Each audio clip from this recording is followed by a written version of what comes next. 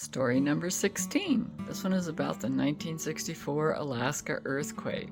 There are so many things to tell about this one. My mom and us 4 kids had just gone to do the laundry, and we had gotten home and we were folding the laundry in the floor of the little lean-to that was part of our house that we lived in. Kind of a travel trailer, actually, but it was all we needed. Well, all of a sudden we started going back and forth like you're on a ship with the waves, and you could hear this roar. And Mom ran and got Leah Nancy and was sitting on the couch, and my sister Judy was running back and forth, and she kept falling down. She'd run out the door and then she'd close the door, and then she fell down. I went behind the gas heater and grabbed onto it. I wedged myself between it and the wall.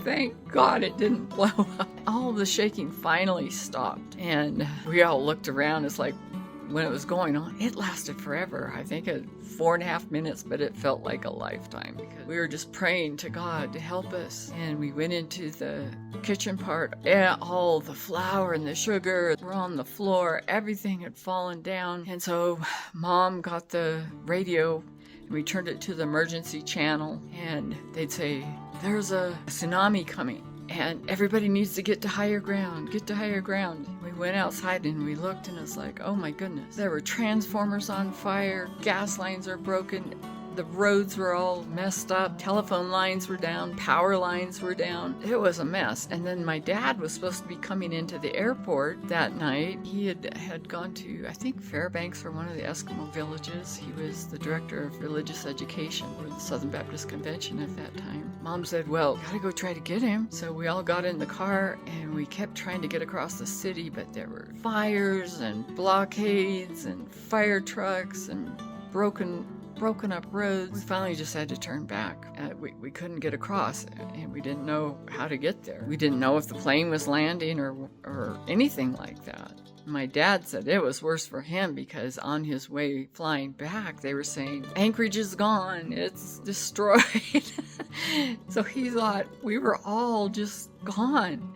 And they turned around and landed at another airport somewhere that was north of Anchorage. You kept hearing all night, the earthquakes kept coming. I read about it later, that there were a lot of 6-pointers, thousands of aftershocks. I mean, the earth just kept shaking and shaking. It was something that was ingrained into my memory. Just 1 year later, we moved to New Orleans to the seminary so Dad could go and work on master's degree, religious education or divinity. We found a trailer and we moved into it. We were all inside, and all of a sudden the trailer started shaking and we heard this roar.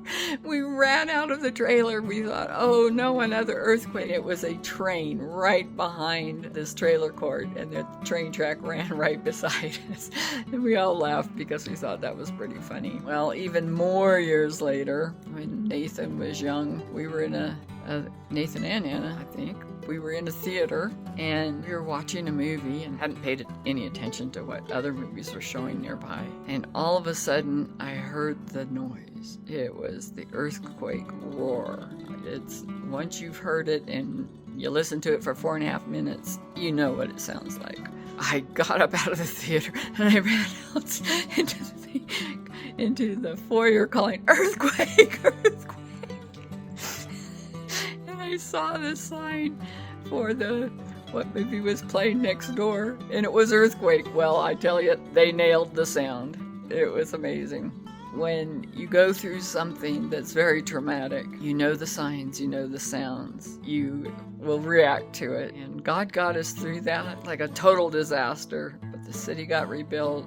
My dad made it back. Come to find out that the airport tower, I think it had fallen. Planes couldn't land there for a while, but Dad got to us another way. That was an experience I'll never forget. Last year, I went to Earthquake Park for the first time with my daughter and grandkids. We took pictures next to the sign. It happened in 1964. Yeah, it was almost 60 years. Wow. 60 years, and I went back to that earthquake. These memories of hard times you remember.